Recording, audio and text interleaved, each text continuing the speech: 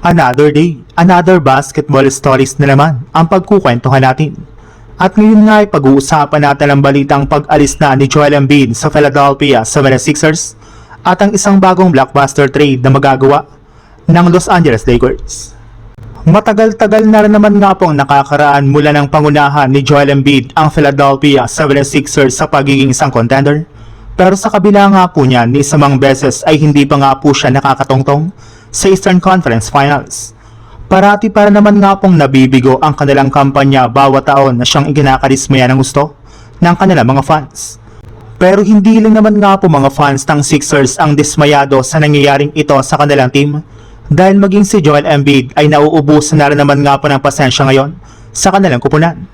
In fact, ayon nga po sa ibinulgar ng isang NBA insider, hindi na nga po nagugustuhan ni Embiid ang maagang pagkakalaglag parati ng Sixers sa playoffs at ang kawalan ng suporta na kanilang natatanggap mula sa mga fans.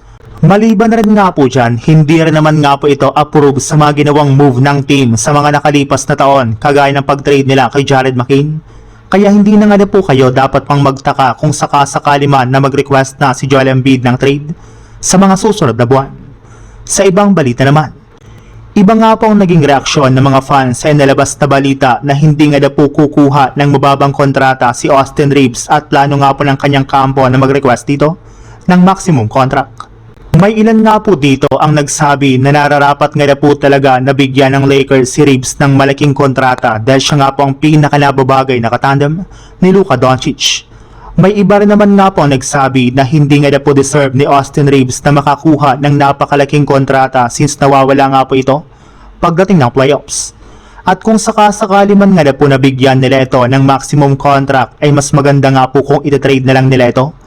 At isa nga po sa mga superstar na dapat nga pong kunin ng Lakers gamit si Austin Reeves ay walang iba kundi si Lauri Markkanen mula sa Utah Jazz.